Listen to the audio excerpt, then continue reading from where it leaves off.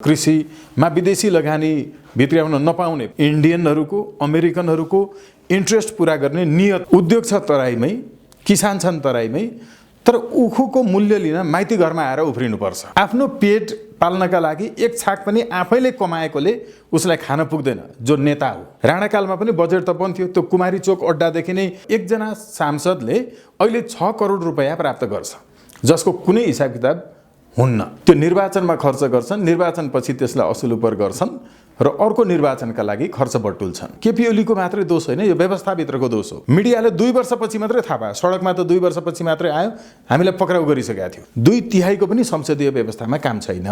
केपी ओलीले पनि भन्नुभयो कि मैले केही काम गर्न खोजेँ भने विदेशीले सरकार ढालिदिन्छ। बाबुराम भट्टराईले भन्नुभयो कि प्रधानमन्त्री भइटोपलले मात्रै साँचो त अन्तै रहेछ। देशभरिका सबै जनतालाई खरिद गरेर आफूलाई चाहिने खालको सरकार बनाउन थाल्नु पर्यो भने अमेरिकाको बजेट पनि सकिन्छ। सांसद खरिद बिक्री गरेर सरकार ढालिरहन पाउने व्यवस्था नै सबभन्दा ठुलो समस्या हो, जो आर्थिक समृद्धिको पनि बाधक हो। अहिलेसम्म पनि राजनीतिक व्यवस्थामा परिवर्तन आएको छैन। जनताले गुण्डाफटा बलात्कारीलाई बाध्य भएर भोट हाल्नु परेको छ। सरकारले गर्न खोज्यो के, चाह्यो के र गरेको परिणाम आज जनताले पाए के?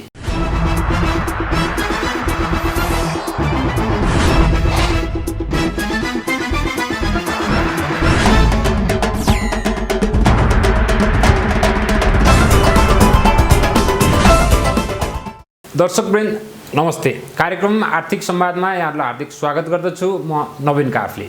नेपालका पछिल्ला केही वर्षहरूलाई हेर्ने हो भने नेपालमा राजनीतिक व्यवस्थामा त ठुलो परिवर्तन आयो, तर जनताले चाहे अनुसार देशले विकास र समृद्धिको दिशामा भने गति पक्रन सकेन।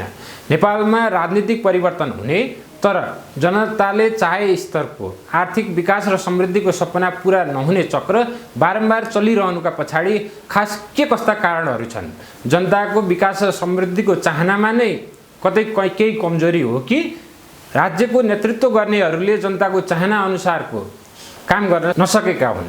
यिनै विषयमा कुराकानी गर्न र समग्र विश्लेषण गर्नका निम्ति आज मैले स्वतन्त्र राष्ट्रिय अभियान नेपालका संयोजक एवं अधिवक्ता स्वागत नेपाललाई कार्यक्रममा निमन्त्रणा गरेको छु। आउनुहोस् आजका मेरा अतिथि नेपाललाई कार्यक्रममा स्वागत गरौँ। नेपालजी, यहाँलाई कार्यक्रममा स्वागत छ। एकदम धेरै धेरै धन्यवाद नवीनजी। मैले पृष्ठभूमिमा भने जस्तै देशको समग्र विषयवस्तुलाई केन्द्रमा राखेर एकचोटि हेरौँ। नेपालमा राजनीतिक व्यवस्थामा परिवर्तन गर्नका निम्ति राजनीतिक दलहरूले अगुवाई गरे, जनताहरू त्यसमा समाहित भए, प्रत्यक्ष रूपमा लागे र राजनीतिक व्यवस्थाहरू पनि पटक पटक परिवर्तन भए। तर ती व्यवस्थाहरू परिवर्तनले जनताको परिवर्तन र समृद्धिका निम्ति जे अपेक्षाहरू थिए नि तिनलाई पुरा गर्न सकेको जस्तो देखिँदैन। खासमा चुरो समस्या चाहिँ हामी कहाँ के रहेछ, तपाईँ के देख्नुहुन्छ? सबैभन्दा मुख्य कुरा चाहिँ नवीनजी एकदमै सही हो कि हामी राजनीतिक रूपले सार्वभौम सत्ता सम्पन्न तर आर्थिक रूपले सधैँ विपन्न नागरिकहरू सार्वभौम सत्ता सम्पन्न, यो जो शब्दजालमा हामीले राजनीतिक व्यवस्था अन्तर्गत जनताको अवस्थालाई चाहिँ परिवर्तन गर्न नसकेको सत्य हो तपाईँले भन्नुभयो प्रश्नमा। यसको पछाडि एउटै मुख्य कारण छ कि हाम्रो आर्थिक नीति, हाम्रो मुलुकको माटो बमोजिम, हाम्रो पूर्वीय दर्शन बमोजिम हुन सकेन। हामीले बजेटको जो संरचना हो, यो बजेटको संरचना, बजेटको स्वरूप, यसको उद्भव हामीले पूर्वीय दर्शन बमोजिम गरेनौँ। जस्तो कि हाम्रो वेदले भन्छ कि दातव्यम सर्ववर्णेभ्यो पञ्चरात्रे पञ्चरात्रे, यो मैले उल्लेख गरिरहेको श्लोकको अर्थ के हो भने हरेक 15-15 दिनमा किसानले उत्पादन गरेको अन्नको मूल्य सरकारले सार्वजनिक गर्नुपर्छ। हरेक दिन गोरखापत्रमा सुनको भाउ छापिन्छ, तर किसानको 3 वर्षमा एकचोटि अनाजको फसलको मूल्याङ्कन हुन्छ। हामीले 5-7 वर्ष अगाडिदेखि र अहिलेको आउमनसुली धानको मूल्य एउटै देखिरहेका छौँ। यसरी हेर्दा हरेक एकदमै कमजोर स्थितिका मान्छेहरूलाई कर नल्याऊ, बढीभन्दा बढी कर चाहिँ जो मान्छेहरूले अन्यबाट खरिद मात्रै गरेर अनि बिक्रीको काम गरेर बिचमा मुनाफा कमाउँछन् उनीहरूसँग कर लिएर विपरीत ढङ्गले फरक ढङ्गले डिफ्रेन्टली एबलहरूका लागि वितरण गरिदेऊ। हाम्रो पूर्वीय दर्शन त यो यसो हामी यहाँले नीतिको कुरा गर्नुभयो, नीतिभन्दा अगाडि म नियतमै आउँछु। देश चलाउनेहरूको नियतमा चाहिँ पुरा सफा देख्नुहुन्छ कि कहीँ नियतमै समस्या भएर त्यसले नीतिलाई सही ढङ्गले डोर्याउन नसकेको? एकदमै सही भन्नुभयो। मैले अघि सुरुमा जोडेको चाहिँ यो यस्तो गम्भीर कुरा छ कि हाम्रो बजेट बनाउने जो संरचना छ नि, यो संरचना स्वयंमै यति गलत छ कि यो बजेट अन्तर्गत तपाईँले चाहिँ युरोपियन युनियनको इन्ट्रेस्ट नेपालमा पुरा गर्दै हुनुहुन्छ। तपाईँले नेपालको अहिले ठ्याक्कै गर्नुपर्ने के थियो होला? हामीले विमुद्रीकरण गर्नुपर्थ्यो, डिमोनिटाइजेसन अफ यो 500 रुपैयाँ र 1000 रुपैयाँको नोटलाई हामीले विमुद्रीकरण गर्नुपर्ने स्थिति थियो। हामीले सिंगल अकाउन्ट सिस्टममा जानुपर्थ्यो, एकजना मान्छेको एकभन्दा बढी ब्याङ्क खाता कहीँ पनि खोल्न नपाउने गरिकन जानुपर्थ्यो। यो निर्वाचन प्रणाली जुन छ, निर्वाचन प्रणाली नियतमा जोड्दैछ है। यहाँले भन्नुभएको कि यिनीहरूले जानेका छन्, यिनीहरूले बुझेका छन्, पढेका छन्, तर गर्छन् के? अहिले भर्खरै यहाँले देखिरहनु भएको छ कि नेपालका सबै दुग्ध व्यवसायीहरूलाई धराशयी गर्ने गरिकन इन्डियाको अमुललाई नेपालमा स्थापित गर्नका लागि कृषिमा जो हाम्रो विदेशी लगानीलाई रोक्नका लागि आएको चाहिँ प्रविधि हस्तान्तरण ऐनको अनुसूची 3 को तपाईँको चाहिँ 1 नम्बरमा हामीले दुग्ध व्यवसाय लगायत बाख्रा पालन कृषिमा विदेशी लगानी भित्र्याउन नपाउने प्रविधि मार्फत बरु विकास गर्नुपर्ने, प्रविधि हस्तान्तरण गर्नुपर्ने, तर लगानी सोझै ल्याउन नपाउने जो व्यवस्था थियो त्यो व्यवस्थालाई सोझै अहिले तपाईँको हटाएर चाहिँ लिएर आइँदैछ। यो गरिँदैछ के भने युरोपियन युनियनहरूको, इन्डियनहरूको, अमेरिकनहरूको इन्ट्रेस्ट पुरा गर्ने नियत जो तपाईँले भन्नुभयो त्यो नियत राखेर काम गरिँदैछ।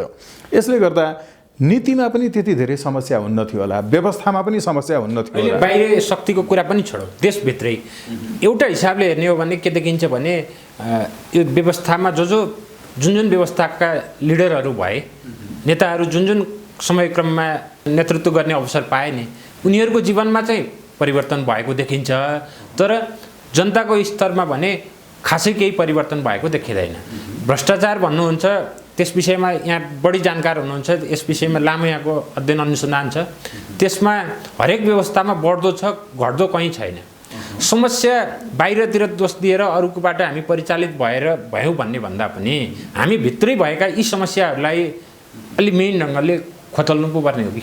अघि यहाँले भन्नुभयो नि, बाहिर पनि दोष नदियो एकैछिनलाई, हामीभित्र चाहिँ समस्या के छ? हामीभित्रको समस्या अघि यहाँले भन्नुभयो जस्तो उखु खेती हुन्छ तराईमा, किन्छन् तराईकै मान्छेले, उद्योग छ तराईमै, किसान छन् तराईमै, तर उखुको मूल्य लिन माइती घरमा आएर उफ्रिनुपर्छ।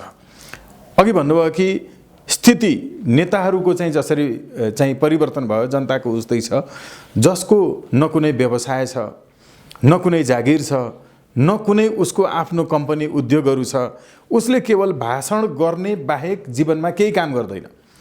आफ्नो पेट पाल्नका लागि एक छाक पनि आफैले कमाएकोले उसलाई खान पुग्दैन। जो नेता हो उसको एक छाक पनि आफैले कमाउँदैन, तर उसैका छोराछोरी सबैभन्दा महँगो चाहिँ 1,50,000 फी तिर्ने स्कुल कलेजमा पढ्छन्, सबभन्दा राम्रो गाडी उसैले चढेर हिँडेको छ, उसकै हस्पिटलहरूदेखि लिएर विभिन्न कम्पनीहरूमा सेयर छ। यो सम्भव कसरी भयो? हो, मेरो प्रश्न नै त्यो यो हो कि त्यो सम्भव कसरी भयो? हो, अब हो यो चाहिँ स्रोत नखुलेको सम्पत्ति। यो फेरि राजनीतिक व्यवस्थामा जोडिन्छ। म आज एकदमै बढी चाहिँ आर्थिक पूर्वीय दर्शनको बजेट कस्तो हुन्छ, हामीले 8 सालमा बजेट बनाउँदा कसरी गरेका थियौँ, त्यो एरिका ल्युस्ट्यागले लेखेको छ नि। तपाईँको चाहिँ राणाकालमा पनि बजेट त बन्थ्यो, त्यो कुमारी चोक अड्डादेखि नै राष्ट्रको बजेट त बन्थ्यो, तर औपचारिक रूपमा तपाईँको 8 सालमा जसरी आयो नि, त्यो पूर्व एरिका ल्युस्ट्यागले लेखेको राणा भाइहरू चाहिँ सँगै बसेर क्यासै वितरण गर्थे बजेट बन्ने दिन। हेर्नु है, अहिले पनि प्रकारान्तरमा क्यासै बजेट चाहिँ तपाईँको बाँडेर खाइरहेछन् मान्छेले। यो कहाँनिर जोडिन्छ भने हाम्रो निर्वाचकीय प्रणाली यस्तो छ जहाँ चुनावमा सकेसम्म बढी खर्च गर्ने, चुनाव जितेपछि चुनावमा भएको खर्च असुल उपर गर्ने र त्यसपछि अर्को चुनावका लागि फेरि खर्च बटुल्ने हो। यो व्यवस्थाको कारण यो सबै भइरहेछ। अघि कसरी भयो त, एकजना सांसदले अहिले 6 करोड रुपैयाँ प्राप्त गर्छ, जसको कुनै हिसाब किताब हुन्न। 6 करोड प्रति सांसद प्राप्त हुन्छ। यो सँगसँगै हामीले चाहिँ अहिले आफै ऊ एक्जाभेटर चलाउँछ, ऊ आफै बुलडोजर इत्यादिको ठेकदार छ, ऊ आफै निर्माण कम्पनीको ठेकेदार छ। अहिले नेपालको 85% जनप्रतिनिधिहरू ठेकेदारहरू छन्। भनेपछि पछिल्लो समयमा जसरी ठेकेदारहरू सांसददेखि प्रदेश र स्थानीय निकायसम्ममा राज्यको नेतृत्व गर्ने स्थानमा छन्, यो भनेको हाम्रो निर्वाचन प्रणालीको परिणाम हो। निर्वाचन प्रणालीको परिणाम हो। यही निर्वाचन प्रणाली हामी अँगालेर हामीले चाहेको समृद्धिमा जहाँ देशलाई पुर्याउन हामी चाहन्छौँ नि त्यहाँ पुग्ला देश। एकदमै यस्तो चाहिँ यो came to the exact point कि हामीले अहिले बजेट आफै बनाउँछौँ, त्यो बजेटबाट निकासा आफै दिन्छौँ, योजना आफै बनाउँछौँ, आफै योजना पास गर्नेमा हस्ताक्षर गर्छौँ र त्यसको निकासामा पनि आफै हस्ताक्षर गर्छौँ र ठेक्का आफै लिन्छौँ जनप्रतिनिधि। यो चाहिँ स्ट्याटिस्टिक एकदम अथेन्टिक डेटा भनेको के हो भने 85% जनप्रतिनिधिहरू ठेकेदारहरू छन् जसले सोझै राज्यलाई दहन गरेर आफ्नो निजी खातामा पैसा ल्याइ पुर्याउँछन्।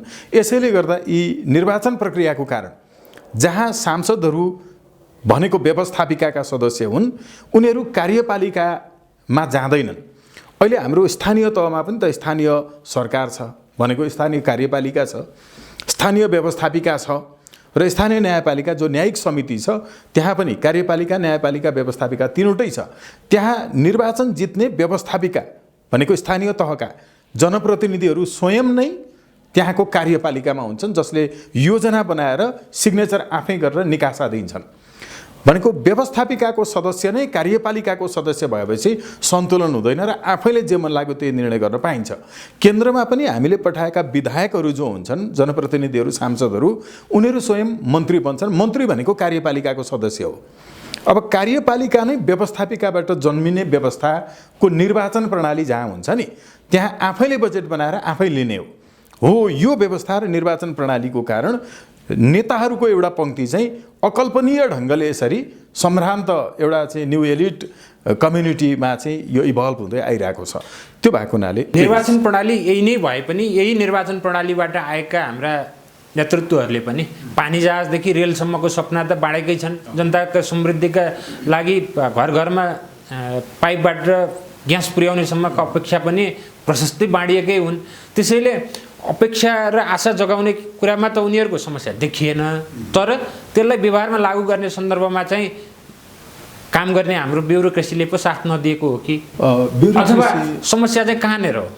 ब्युरोक्रेसीको सवालमा एकदमै यहाँले भन्नुभएको छ कि कर्मचारीको स्थिति हामी सबैलाई थाहा छ नि, कुन विभाग अन्तर्गतको कुन कार्यालयको कुन चाहिँ तहको कर्मचारीको स्थिति के छ र सँगसँगै हुलाका कर्मचारीको अवस्था के छ, भन्सारका कर्मचारीको अवस्था के छ, अनि प्रहरीमा काम गर्नेहरूको के छ, यो सबै तुलना गरेर हेर्ने हो भने ब्युरोक्रेसीले सोझै अहिले अरू पनि कुराहरू छन् कि जस्तो कि मानौँ एउटा आइजिपीको तलब 67,000 अहिले प्लस भएको छ र एउटा कन्स्टेबलको तलब तपाईँको चाहिँ 19,500। यो यति फरकपना जरुरी छ होला? एउटा तपाईँको मुखिया खरदारको तलब र मुख्य सचिवको तलबको जुन फासला छ नि यो जरुरी छ होला? वास्तवमा हुनपर्ने कम तलब चाहिँ त्यो आइजिपीको हो कि हुनपर्ने कम तलब चाहिँ सचिवको हो, जति काम त्यो पिएनले गर्छ। यसरी पनि हेर्ने हो भने अर्को ढङ्गले हामीले विश्लेषण गर्न सक्छौँ, तर ब्युरोक्रेसीलाई मात्रै चाहिँ दोष दिन सकिँदैन। किनकि तपाईँले राजनीतिक नेतृत्व यस्तो बनाउने व्यवस्था लिनु पर्यो जहाँ त्यो व्यवस्थापिकाको सदस्य चाहिँ कार्यपालिकामा गएर कर्मचारीलाई नियन्त्रण गर्न नसकोस्। हामीले भनिरहेको निर्वाचकीय प्रणाली अझै मूर्त रूपमा हो। अहिलेसम्म हामीले प्रवृत्तिगत रूपमा एउटा कालखण्डलाई फ्रेमवर्कमा राखेर कुराकानी गर्यौँ। वर्तमान केपी ओली नेतृत्वको सरकारले चुनावका बेलामा जनतामा जुन किसिमका विकास र समृद्धिका रेल र पानी जहाज मोडल भन्न रुचाउँछु म, त्यो देखायो नि र आजका दिनसम्म देश जहाँ आइपुगेको छ। सरकारले गर्न खोज्यो के, चाह्यो के र गरेको परिणाम आज जनताले पाए के, तपाईँले कसरी मूल्याङ्कन गर्नुहुन्छ? सरकारले यो मात्रै होइन, संसदीय व्यवस्थाका सबै सरकारहरूले एउटै काम गर्छन्, त्यो निर्वाचनमा खर्च गर्छन्, निर्वाचनपछि त्यसलाई असुलुपर गर्छन् र अर्को निर्वाचनका लागि खर्च बटुल्छन्। अहिले केपी ओलीले गरेको पनि यति मात्रै हो र यो केवल केपी ओलीको मात्रै दोष होइन, यो व्यवस्थाभित्रको दोष हो। जबसम्म संसदीय व्यवस्था अन्त्य गरिँदैन, जबसम्म सांसदहरू मन्त्री प्रधानमन्त्री बन्न नपाउने व्यवस्था गरिँदैन, जबसम्म द्विदलीय व्यवस्था हुँदैन, जबसम्म सांसदहरूले यसरी बजेट आफै बनाउने र आफै त्यसलाई निकासा दिनेसम्मको काम र 6 करोड प्रति सांसद प्राप्त गर्ने व्यवस्था रहिरहन्छ, तबसम्म यो यस्तै नै हुन्छ। तर अर्को एउटा बाटो यहाँले भन्नुभएको छ कि आशा जगाउने कुरा जुन छ नि, पानी जहाजको कुरा, यो आज होइन नि। हामी त कानुनको विद्यार्थी, 2027 सालमै यसको कानुन नेपालमा बनाएको थियो। आशा जगाउने कुरा चाहिँ राम्रो कुरा हो है। हरेक मान्छेका राम्रा र केही नराम्रा कुराहरू हुन्छन्। केपी ओलीले हाम्रो आफ्नै राष्ट्रिय झन्डा भएको पानी जहाज दौडिनेछ भनेको कुरा असम्भव होइन। कम्तीमा आशा जगाउने कुरा जुन छ, आशा जगाउने कुरा मान्न पर्छ। त्यो भोलि अर्को कोही आयो भने पनि उसले सफल गराउन पर्छ। तर भयो के, यतिसम्मका असम्भव तपाईँको चाहिँ आशा मात्रै जगाएर मान्छेलाई फेरि धेरै एक्साइटेड भयो भने मान्छे फेरि ट्रेजेडीमा पर्छ। मान्छेमा डिप्रेसन पनि त्यहाँबाट सुरु हुन्छ। उहाँले त घरमा पाइप चाहिँ अन गर्ने बित्तिकै पाइपलाइनबाट सोझै चाहिँ ग्यासबाट चाहिँ खाना बल्ने लगायतका जुन कुराहरू गर्नुभएको थियो, त्यो त्यति बेला हामी सबैलाई थाहा थियो यो अहिले यो सम्भव छैन भन्ने कुरा। तर पनि आशा जगाउनु राम्रो कुरा हो। एउटा स्वप्नद्रष्टाले युग नयाँ निर्माण गर्न सक्छ। तर उहाँ त सोझै तपाईँको अब विदेशीको एजेन्ट नेपालमा मुख्य कोही छ भने उहाँ नै हो। उहाँले नै सोझै चाहिँ विदेशी जासुसी संस्थाको चाहिँ एउटा मुख्य व्यक्तिलाई राति चाहिँ भेट दिने, नेपाली पत्रकारहरूलाई भेट नदिने, विदेशीहरूलाई चाहिँ तपाईँको राति बोलाएर यो एक्सेसलाई जब तपाईँले चाहिँ अगाडि अब्स्ट्याकल क्रिएट गर्नुहुन्छ, त्यसपछि त्यहाँ दुर्घटना हुन्छ। दरबार हत्याकाण्ड पनि it was because of the एउटा एक्सेसिबिलिटी नहुनुको कारणले। जस्तो बकिङहम प्यालेसमा चाहिँ मिडियाको एक्सेस जस्तो नारायणहिटीमा थियो भने त्यो दरबार हत्याकाण्ड पनि हुँदैन थियो, लगायतका कुराहरू छन्। तर यो हामी आर्थिक विषयमा भएको हुनाले मैले के भन्छु भने, आर्थिक विषयमा ओलीले जगाएको सपनाको बारेमा चाहिँ त्यसलाई त्यति धेरै नेगेटिभली लिनु हुँदैन। त्यो 27 सालमै देखिएको सपना थियो यो देशले। तर मान्छेहरू कसैले त्यसलाई उठाएनन्। केपीएलले उठाइदिएर ध्यान त्यतातर्फ खिचिदिए, त्यसबाट फेरि पनि विदेशीहरूको चाकरी गरे।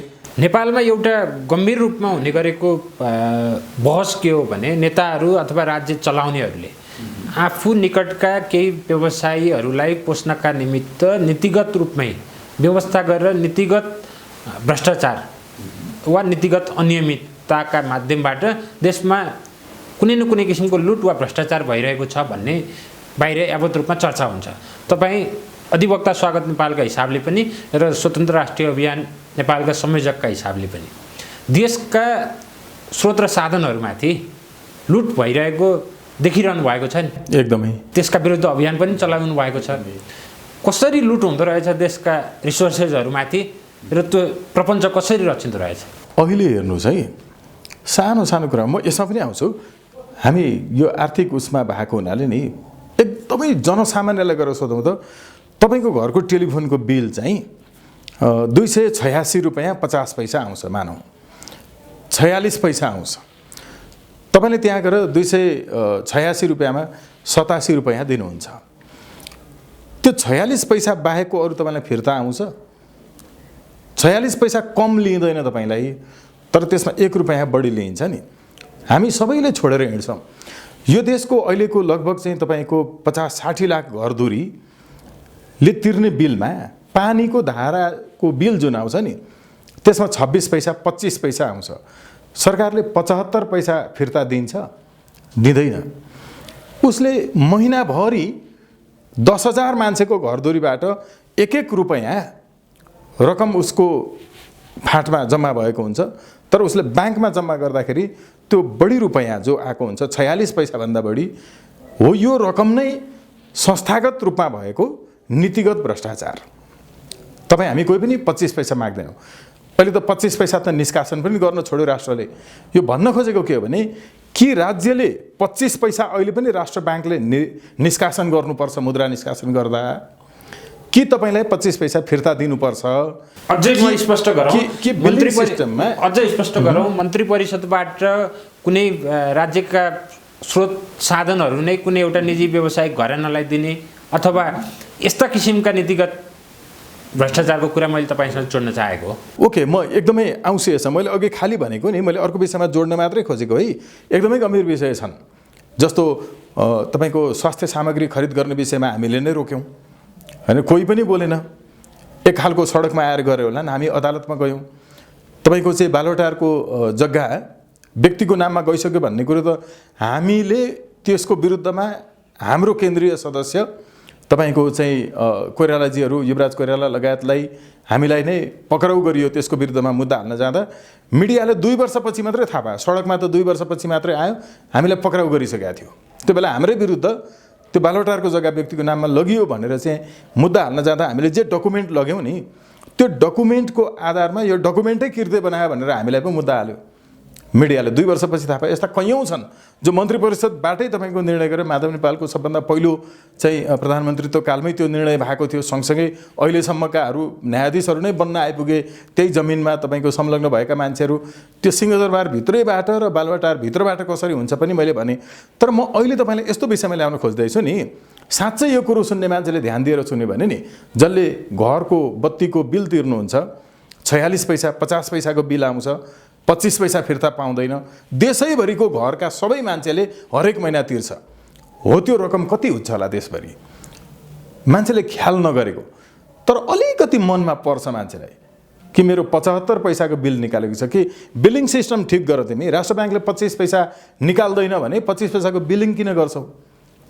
राष्ट्रले त लिएपछि फिर्ता दिनुपर्छ नि।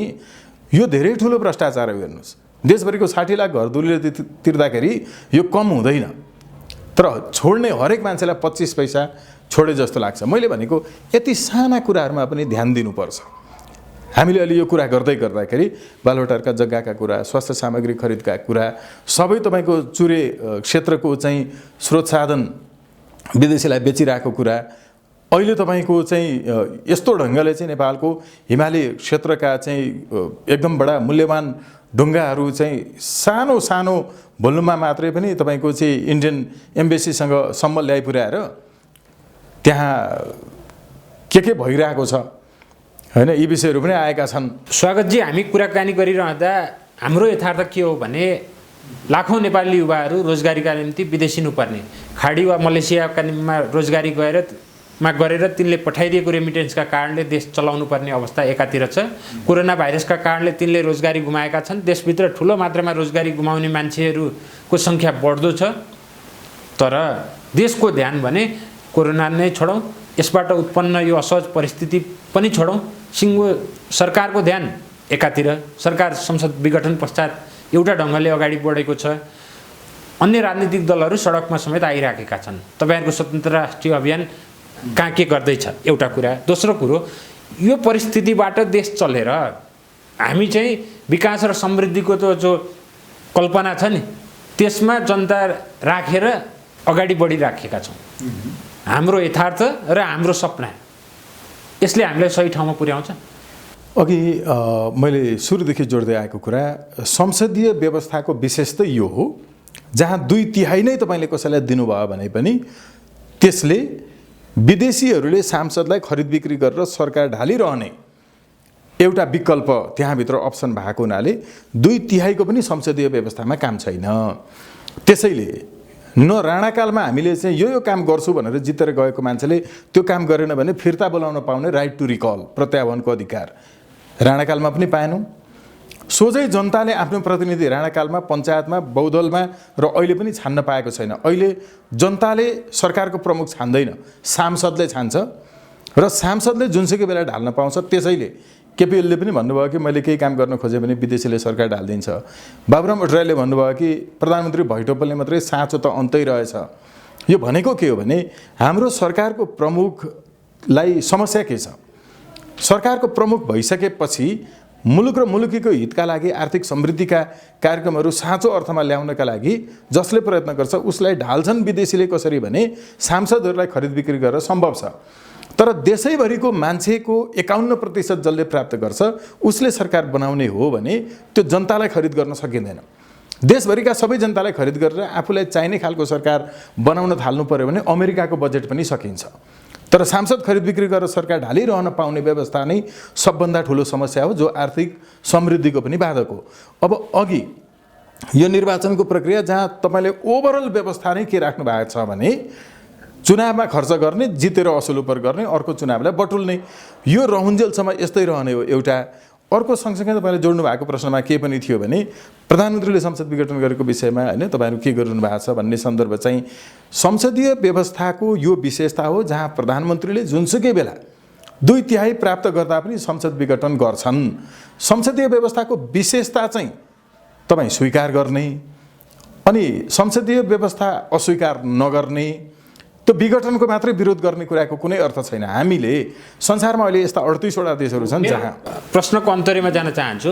संविधान निर्माण पश्चात अब मुलुकका राजनीतिक एजेन्डाहरू चाहिँ लगभग पुरा भए, अबको हाम्रो ध्यान भनेको आर्थिक विकास र समृद्धिको सन्दर्भमा हो भनेर सबै राजनीतिक दलहरूले गत चुनावमा आफ्नो घोषणापत्रमा पेश गरेका थिए। हो, यो कुरा नै गलत थियो। तर आजका दिनमा आउँदा त हामी राजनीतिक एजेन्डा भन्दा बाहिर रहेनछौँ भन्ने त देखियो। के हिजो भनेको कुरा गलत कि आजको कुरा गलत कुन हो? हिजोको सर्वथा गलत हो। त्यो के भने अहिलेसम्म पनि राजनीतिक व्यवस्थामा परिवर्तन आएको छैन, किनकि अहिलेसम्मका सबै व्यवस्थामा सांसदहरूलाई प्रयोग गरेर सरकार ढाल्न पाउने व्यवस्था थियो। अहिलेसम्मका सबै व्यवस्थामा मन्त्रीहरू सांसद नै बन्ने व्यवस्था थियो। अहिलेसम्मको व्यवस्थामा जनताले उम्मेदवार गलत परेछ भने त्यसलाई बहिष्कार गर्न पाउने राइट टु रिजेक्ट थिएन, जो हामीले सर्वोच्च अदालतमा रिट दायर गरेर निर्देशनात्मक आदेश जारी भइसकेको छ। आजभन्दा 10 वर्ष अगाडि म स्वयं त्यसको चाहिँ निवेदक थिएँ। जनताले गुन्डा फटाहा बलात्कारीलाई बाध्य भएर भोट हाल्नु परेको छ। फटाहाहरूमध्ये कम फटाहालाई भोट हाल्ने अहिलेको व्यवस्था हो, जहाँ राइट टु रिजेक्ट हुँदैन, राइट टु रिकल हुँदैन। त्यो चाहिँ आफ्नो पाकेटमा आफै छान्न पाउने व्यवस्था हो। अहिले त्यही व्यवस्था छ। त्यसो भएको हुनाले व्यवस्था परिवर्तन भएको छैन है। नेपालको राजनीतिक परिवर्तनको कोर्स पुरा भएको छैन। यो हिजोकै व्यवस्था हो जहाँ प्रत्यक्ष रूपमा जनताले आफ्नो सरकार चाहिँ चुन्न पाउँदैन थियो, सांसदले मन लागेको बेलामा ढलाउन पाउँथ्यो। अब हामीले यस्तो व्यवस्था ल्याउनुपर्छ आर्थिक समृद्धिका लागि जहाँ विदेशीहरूले सांसदलाई खरिद बिक्री गरेर सरकार ढाल्न नसकुन्। यो व्यवस्था नहुन्जेलसम्म नेपाल अहिले पनि पुरानै व्यवस्थामा छ। यो तपाईँको republic it doesn't mean that the absence of monarch is republic होइन। तपाईँको चाहिँ राजा नहुनु मात्रै गणतन्त्र होइन। गणतन्त्र हुनका फेरि अब वैदिक व्याख्याहरू हेऱ्यो भने गणतन्त्रको फरक छ नि। पूर्वीय दर्शनमा तपाईँको चाहिँ राजा पनि जनमतबाटै चुनिन्थ्यो। हेर्नु कहिले आएर तपाईँको हात्तीले माला लगाइदिएर नवराजलाई बनाउने, कहिले यो गर्दै गर्दै राजा शिवीका उदाहरणदेखि लिएर होइन। तर अहिले तपाईँको मोडर्न एरा अफ डेमोक्रेसी जो चाहिँ एडभान्स डेमोक्रेसीको चाहिँ युग हो। तपाईँले हेर्नुभयो नि, युक्रेनमा हेर्नुभयो, युगोस्लाभियामा। अब अर्को एउटा विषय, मुलुकको आर्थिक विकास र समृद्धिका सारथी सरकार, राजनीतिक दल लगायतको हामी साङ्गोपाङ्गो अलिकति कुरा गऱ्यौँ।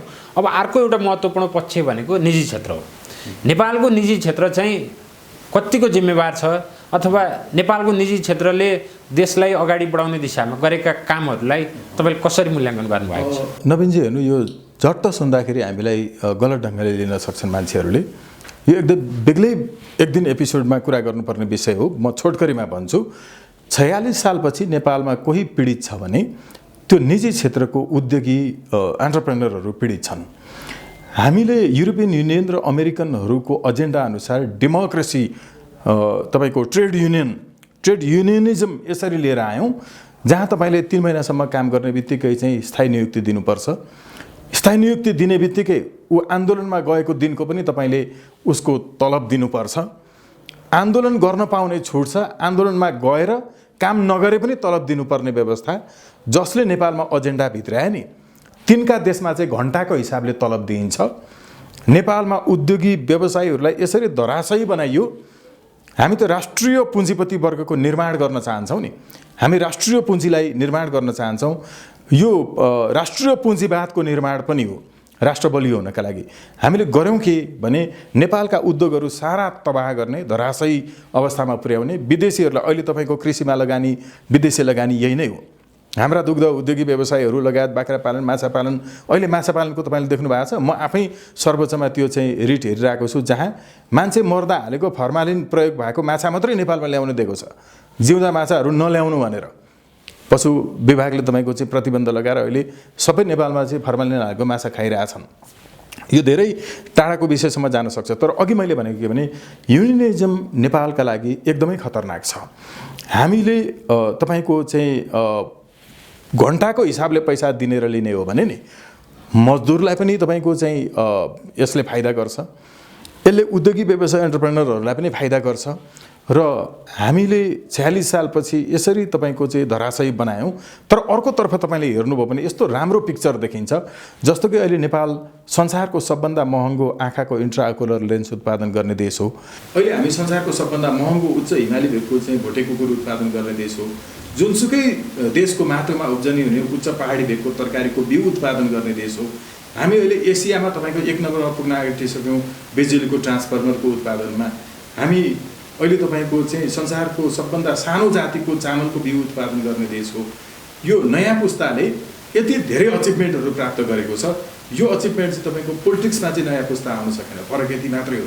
यसलाई हामीले इन्स्टिट्युसनलाइज गर्न र नेपालको चाहिँ यो नयाँ उद्यमीहरूले गरेका कामहरूलाई चाहिँ अलि हाइलाइट गर्न सकेनौँ। यो सबै किन सम्भव भएको छ अहिले भने त्यहाँ युनियनिजम छैन। हो स्वागतजी, हामी अपेक्षा गरौँ यहाँले नेपालको जे सम्भावनाहरूका विषयमा अहिले अन्त्यमा विषयहरू राख्नुभयो नि। आगामी दिनमा नेपालले आफ्नो सम्भावनाहरू चिनेर त्यसमा प्रतिस्पर्धी भएर आफूलाई विकास र समृद्धिको दिशामा अगाडि बढाउने दिशातर्फ उन्मुख गराउन सकोस्।